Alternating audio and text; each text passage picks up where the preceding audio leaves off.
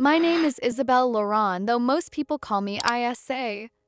I'm 22, a final-year medical student in Paris. I've lived with type 1 diabetes since I was 7, ever since the trembling hands and endless thirst began shaping the rhythm of my life. Paris, with its cobblestone streets and golden lights, looks like a painting to those who only pass through. But inside our family's old apartment in the 11th arrondissement, everything has always felt a little dimmer.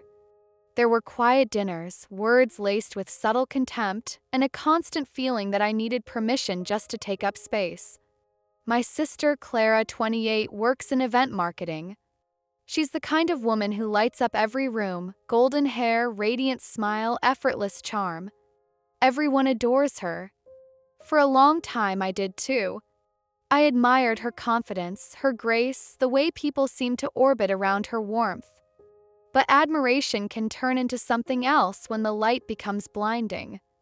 I didn't realize it then, but the glow around her only shone brighter when I stood in shadow. And sometimes it was her hand that reached for the switch. If you're still listening, we want to sincerely thank you for spending your time with us. Truly means a lot. We'd love to know, where in the world are you watching from? Drop your country in the comments and let's see how far this message has reached. If you haven't subscribed to the channel yet, I highly recommend doing it now so you won't miss any of our upcoming stories. These aren't just ordinary stories. They're filled with meaningful life lessons that can inspire, teach, and stay with you long after the video ends. Hit that subscribe button and join our growing community. Clara's jealousy of the attention my illness received from our parents had always simmered beneath the surface, but as I grew older, it became impossible to ignore. My mother, Margot, 50, a weary accountant with streaks of gray in her hair, was constantly anxious about me. Every fluctuation in my blood sugar, every tremor or moment of exhaustion sent her into a flurry of worry. My father, Etienne, 52, an architect whose projects often pulled him across Paris and beyond, was rarely home. And yet, somehow, Clara could not bear the fact that I had become the center of our family's concern. With her golden hair and sharp, confident demeanor, she had always demanded attention, but my diabetes had shifted the spotlight, if only temporarily, onto me. From as early as I can remember, Clara had treated my illness as a competition. 12, she hid my glucose meter before dinner one evening, knowing full well that I would panic without the numbers I relied upon to calculate my insulin dose. When I frantically searched the kitchen, heart racing and hands shaking, she laughed and said, "Learn to fend for yourself." Another time, she threw away my insulin pen just before a family trip to the Côte d'Azur, a reckless act that sent me spiraling into the ICU with dangerously high blood sugar.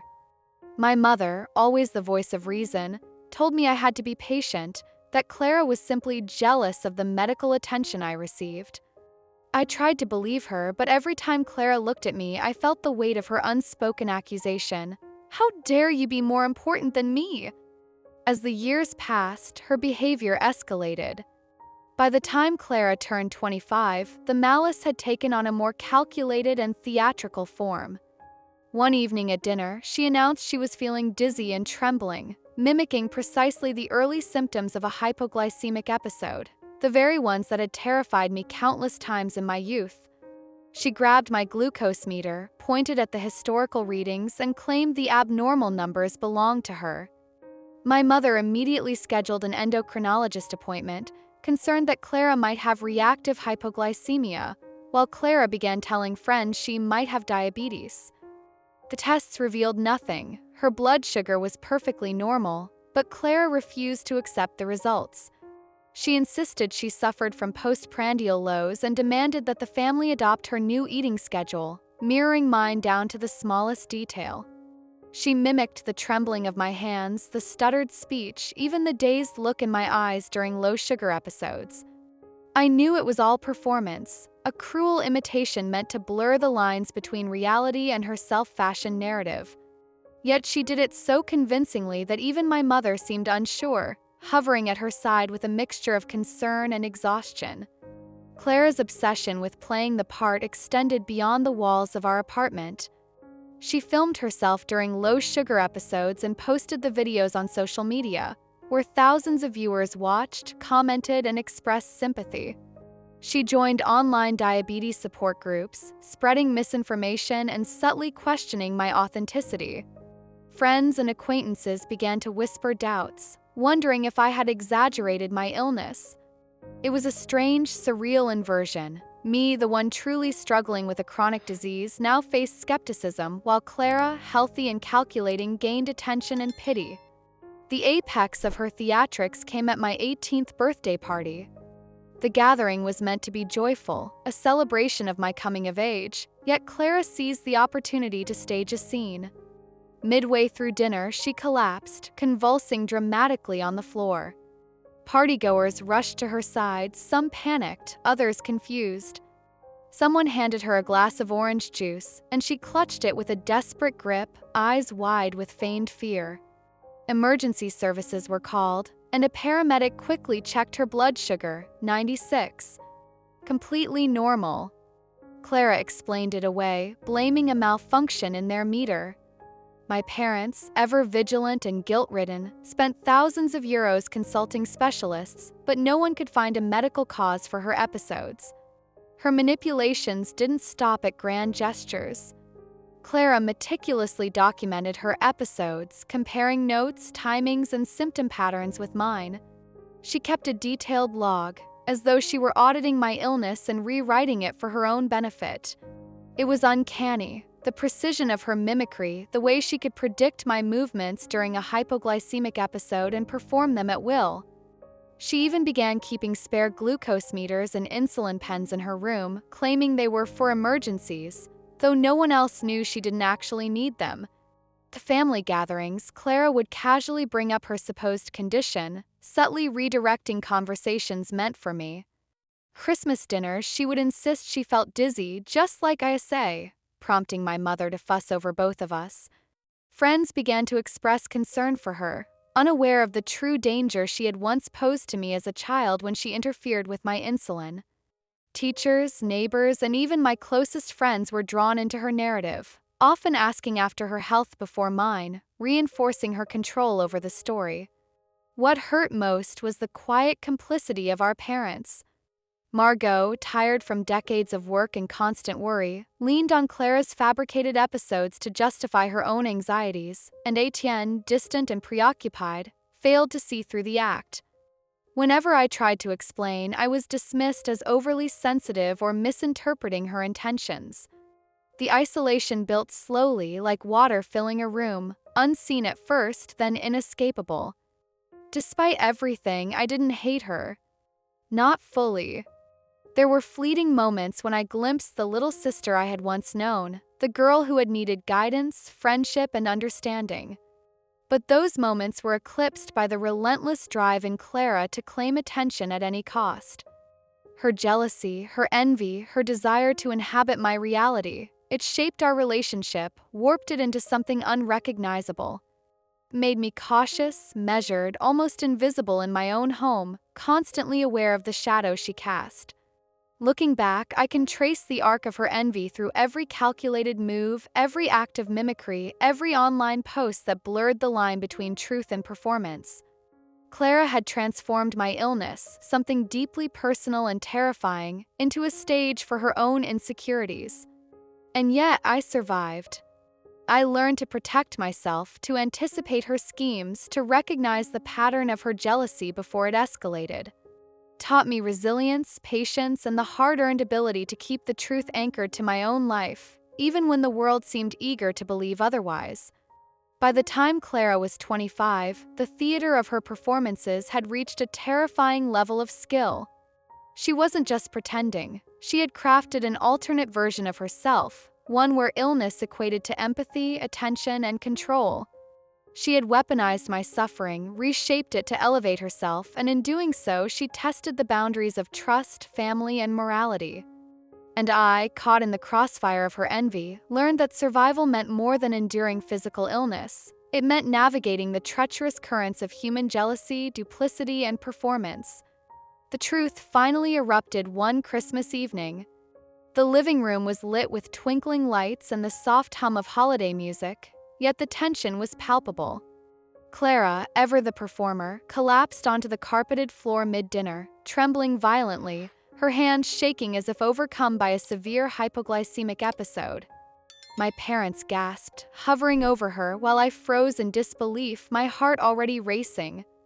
For years, I had endured these carefully orchestrated performances, but this night felt different, heavier somehow, charged with an intensity one had not felt before. Thankfully, Aunt Camille, a nurse who had traveled from Lyon to visit for the holidays, was at our side. She knelt beside Clara, gently checking her blood sugar with my spare meter. 95 normal. Completely normal. Clara's jaw tightened, a flicker of panic crossing her carefully cultivated mask. She muttered something about having eaten candy earlier to treat the low blood sugar, but Aunt Camille raised an eyebrow and waited. 10 minutes later, she checked again, still 95. No diabetic patient would maintain perfectly stable blood sugar after a candy treatment if they had actually been hypoglycemic. Aunt Camille's eyes narrowed, a mixture of disbelief and professional suspicion. She looked at my parents and quietly said, "This isn't consistent with diabetes." My mother's hand flew to her mouth, her worry shifting from concern to dread. My father's face grew ashen, and without another word, they searched Clara's room. It took less than half an hour to uncover damning evidence: an old phone hidden beneath a pile of clothes containing a detailed diary app. In it, Clara had documented every step of her elaborate scheme. She wrote about studying my symptoms meticulously, practicing my tremors and slurred speech in front of mirrors, planning exact moments when I would lose control so that the family might begin doubting my reliability. Each entry detailed how she measured the reactions of our parents, noting which behaviors garnered the most attention, how she could mimic my lows convincingly, and even strategies to make me appear dramatic or unstable. When confronted, Clara's face contorted in rage. My parents gave her a firm ultimatum: 30 days to leave the house. Clara's response was a scream that echoed through the apartment, her voice shrill with fury. She called me a broken little sister and accused our parents of choosing me over her, labeling herself the healthy, superior child. But this time, my parents held their ground. They would not yield to her manipulation. I thought perhaps this was the end, the final reckoning for years of cruelty and deception. I had never felt such fragile relief. I was wrong. The following morning, I awoke to the blaring alarm of my insulin pump. My heart sank as I saw the message flashing on the small screen: empty reservoir. Confused, I ran to the refrigerator to retrieve my backup insulin pens, but they were gone. The emergency glucagon kit was missing. Even the hidden insulin stash I kept in my room, a safeguard for moments of extreme need, had vanished. Panic clawed at my chest as I scanned the kitchen. There she was, Clara, standing by the sink, a cold, unreadable expression on her face. In her hands, she held my remaining insulin, half of it already poured down the drain. "If I can't have diabetes, then neither can you," she said, her voice icy, deliberate. The sheer audacity of her words made my stomach turn. I couldn't process it all at once: the betrayal, the danger, the years of manipulation culminating in this moment. Clara set the rest of the insulin on the trash disposal, a silent threat hovering over me. "Tell your parents I forced you to fake illness just to share the attention. Otherwise, this goes away too." I grabbed my meter and checked my blood sugar. Almost 300 milligrams per deciliter. My body immediately reacted: dry mouth, pounding headache, nausea. I was high, dangerously so, but even as panic and fear surged, a strange clarity cut through. Clara had crossed a line I had never imagined she could. Her jealousy was no longer just emotional manipulation, it was a direct threat to my life. I called out for my parents, my voice shaking, but Clara's glare silenced the room. Diane and Margot rushed in, taking in the scene, their faces a mixture of horror and disbelief. I tried to explain, but words faltered in the face of such cold, deliberate malice. My father snatched the insulin from the sink, while my mother held me close, murmuring reassurances, but the damage had been done. The routine I had depended on, the meticulous care I had maintained for years to stay alive, had been sabotaged in moments. The rest of the morning was a blur of emergency phone calls, frantic consultations with endocrinologists, and tearful explanations to my aunt, who stayed close to monitor my vitals. Clara had vanished upstairs, but the echo of her presence lingered in every corner of the apartment. The diary on her phone revealed the chilling depth of premeditation. Every incident, every crisis she had manufactured, had been carefully planned to discredit me and secure her twisted version of the spotlight. By midday, I was stable again, thanks to rapid adjustments of insulin and constant monitoring. But the emotional toll weighed heavier than any physical symptom. I realized that Clara's envy wasn't a passing phase or a moment of childish rivalry. It had matured into a cold, calculated form of cruelty. She had weaponized my vulnerability, exploiting the very disease that shaped my life for her personal gain, her sense of power, and her desire to control the narrative of our family. That Christmas morning marked a turning point.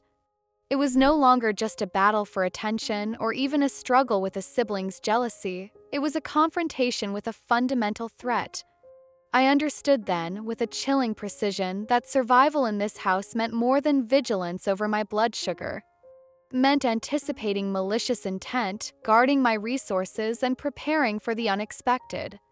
Clara had revealed the extent to which envy could escalate when left unchecked, and I knew that life with her required constant vigilance, both for my health and my sanity.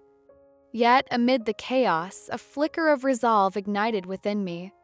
I had endured years of manipulation, of subtle sabotage, of being doubted and undermined. I had survived low blood sugars, hospitalizations, and social skepticism. And now, faced with her ultimate betrayal, I realized that I could not allow fear to dominate my life. I would rebuild, protect my health, and reclaim the narrative of my own existence. Clara might have tried to erase me, to render me powerless, but she had underestimated the resilience forged in the fires of chronic illness, in the silent, determined years of managing my body and my life against the odds. That Christmas, the glittering lights of Paris outside the window seemed almost ironic, a reminder that beauty and danger can coexist in the same space. Within our old apartment, I had been forced to confront a terrifying truth. Even the people closest to us can become instruments of harm when jealousy transforms into obsession. But I had also discovered my own strength, a steadfastness that no performance, no manipulation could ever touch. And for the first time in years, I felt a faint but undeniable sense of control, a quiet assurance that I would survive, thrive, and continue my life on my own terms, no matter how calculated or cold Clara's next move might be. I could feel the thirst scorching my throat, an insatiable, burning dryness that no amount of swallowing could ease. My stomach churned, nausea rolling in relentless waves. I knew the signs intimately. If I didn't get insulin soon, my body would tip into diabetic ketoacidosis. In just a few hours, my blood would become acidic, my cells cannibalizing themselves for energy, my organs straining under the toxic load. It was like watching a clock tick down to a silent explosion inside my own veins. But it was Christmas Eve. The pharmacies were closed, their metal shutters rolled down tight. The nearest hospital was 2 hours away, across the city in holiday traffic. My parents were out shopping for gifts, unreachable, their phones going straight to voicemail. In that small apartment, it was just me and Clara, my tormentor turned executioner. She stood in the kitchen, leaning against the counter with a calmness that terrified me. Her smile was thin, almost serene, as if she were savoring every second of my panic. "What's going through your head, ISA?" she asked lightly. 400? How long until your body collapses? Her voice was soft, playful even, but underneath it was a coldness that sent a chill up my spine. I tried to plead, my voice hoarse. "Clara, please. You don't understand what you're doing." She tilted her head, interrupting me with a soft laugh. "Oh, I understand perfectly. I've been watching you for years. Counting your carbs, your shots, your little rituals. Don't pretend you're special. Then, with a flick of her wrist, she dropped one of my vials of insulin into the garbage disposal and flicked the switch. The grinding sound was mechanical, violent, like a knife tearing through my chest. I lunged forward instinctively, but she was already holding a kitchen knife, not to stab me, but hovering just above the remaining vials, a silent threat that froze me mid-step. "Try it again," she warned, eyes glittering. "I'll smash every last one." My blood sugar must have been well over 350 by then. I could feel it, the headache pounding behind my eyes, my breath turning sour and metallic, my muscles heavy as lead. My thoughts were sluggish, foggy, yet sharp enough to grasp one chilling truth. I had only a few hours left before my body shut down. Kitchen window blurred with rain. Side, Paris was drenched in a cold winter downpour, the golden lights of the street lamps smeared into streaks of liquid fire. My mind raced. Running for help seemed impossible. Clara blocked the door, her body a wall of contempt and control. But then I remembered Madame Dubois, the retired nurse who lived directly across the street. If I could somehow reach her, she would understand. She would act. I forced myself to look weak, to nod slowly, feigning surrender. "Okay," I whispered, voice trembling. "Okay, Clara. You win." She smirked, her grip on the knife loosening ever so slightly. "Good girl," she murmured, as if speaking to a child. In that instant, I bolted, not for the door but for the small kitchen window. My body, sluggish with hyperglycemia, felt like it moved through syrup, but adrenaline carried me forward. I shoved the window open, the icy rain slapping my face, and slid through the narrow frame. My hands scraped against the sill, my knees hitting the wet ledge, but I pushed, tumbling onto the fire escape outside. Behind me, Clara's shriek cut through the rain. "Isabelle!" I didn't look back. My bare feet hit the slick iron stairs, the rain making them treacherously slippery. I half ran, half slid down the metal steps, my heart hammering. The alley below smelled of wet stone and garbage. My vision blurred, but I could see the glow of Madame Dubois's window across the street. I stumbled through the alley, crossing the slick cobblestones as the rain plastered my hair to my face. Each step felt heavier, my legs trembling from both fear and the rising acidity in my blood. By the time I reached her door, I was gasping, my breath shallow and ragged. I pounded on the wood with my fists, my knuckles stinging. The door swung open, and there stood Madame Dubois, her silver hair pulled back, her eyes sharp and assessing. In an instant, she recognized something was terribly wrong. "Isabelle," she said firmly, stepping aside. "What's happened?" I stumbled inside, my body shaking uncontrollably. Words came out in jagged bursts. "Insulin, she took it, Clara, please help." My voice cracked under the weight of panic and nausea. Madame Dubois guided me to a chair, her hands steady, her nurse's training kicking in. "Breathe, child. We'll get help." She picked up her phone and dialed emergency services with a precision born of years in hospitals. Her voice was calm but urgent as she spoke to the dispatcher.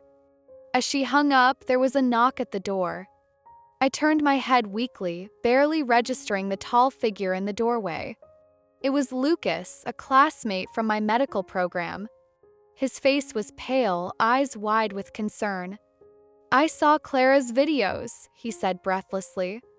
Something felt wrong. I reached out to Madame Dubois.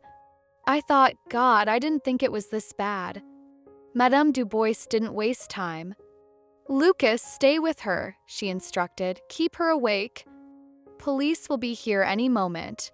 She moved with brisk efficiency, gathering supplies, sugar strips, an old glucometer, a first aid kit.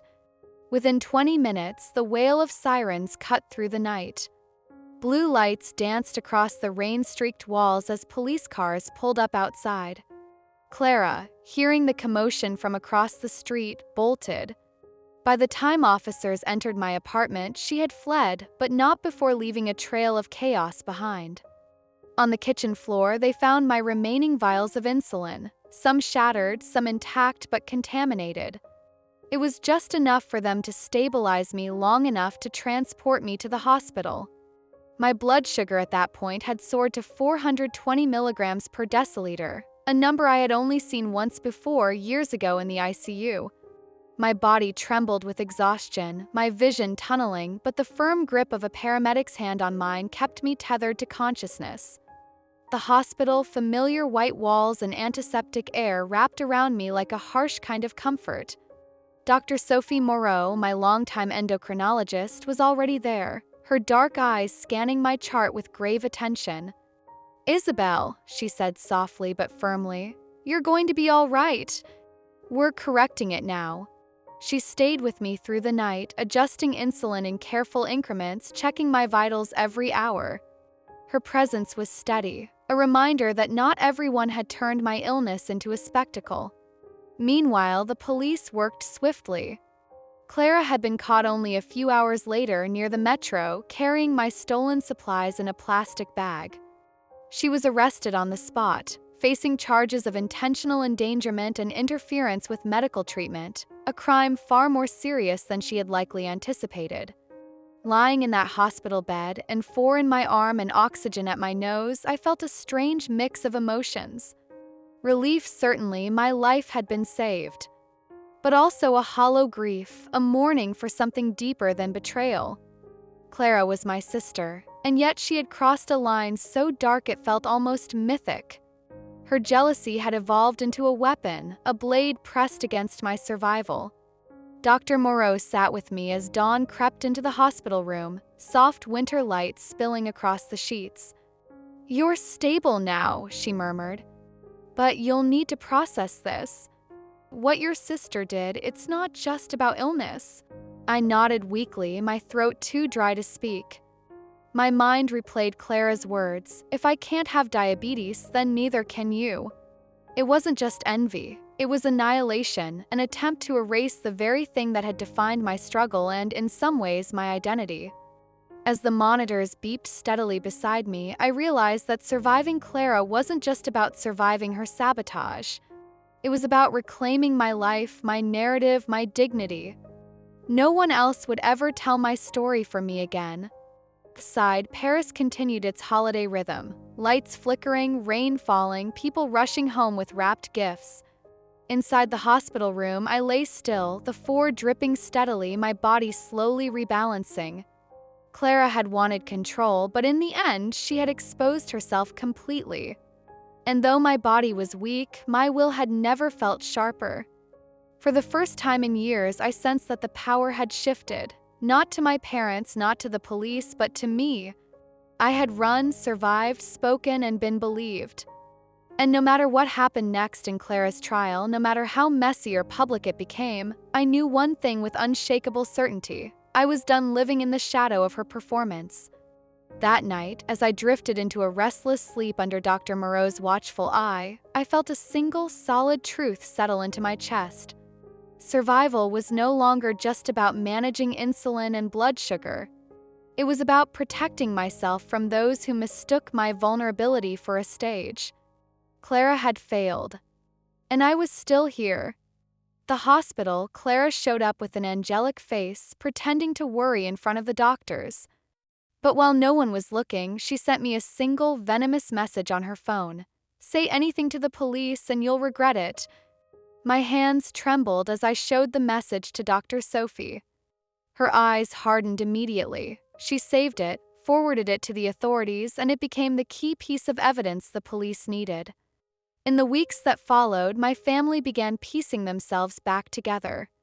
My mother, Margot, who had always been exhausted and distracted, started noticing what she had missed for so many years. My father, Etienne, cut down his work hours to be present, no longer a ghost drifting in and out of our home. They installed a locked box for my insulin and put security cameras around the apartment. Margot even learned to cook low-sugar meals, and Etienne began to sit with me at night when I felt anxious. Lucas became my anchor. He walked with me through the nightmares, the hospital corridors, and the quiet moments when panic returned. Madame Dubois, steady as a lighthouse, brought soup every afternoon and sat silently with my mother, two women bound by unspoken understanding. 6 months later, I was in my dorm room in Paris. The yellow streetlight spilled through my window, soft and forgiving. Clara was awaiting trial, forbidden from approaching me. I still checked my insulin every night, but the fear had begun to fade. I had learned that family isn't just blood, it's the people who choose to stand by you. My blood sugar was steady again, but my heart was still healing. Under the Parisian sky, I finally felt like Isa, not just a diabetic patient, but a survivor whose story mattered. From this journey, I drew 5 lessons I want to share with you. When your safety matters more than loyalty. Protect yourself, even from those who share your last name. 2. Documentation saves lives. Evidence can turn whispers into undeniable truth. 3. Healing takes a village. Accept help, it doesn't make you weak. For boundaries are acts of love for yourself. They're not selfish, they're necessary. 5. You are more than your struggle. Illness does not define your worth or your future. If my story touched you, please like, share, and subscribe. It helps these lessons reach others who might need them, just as I once did.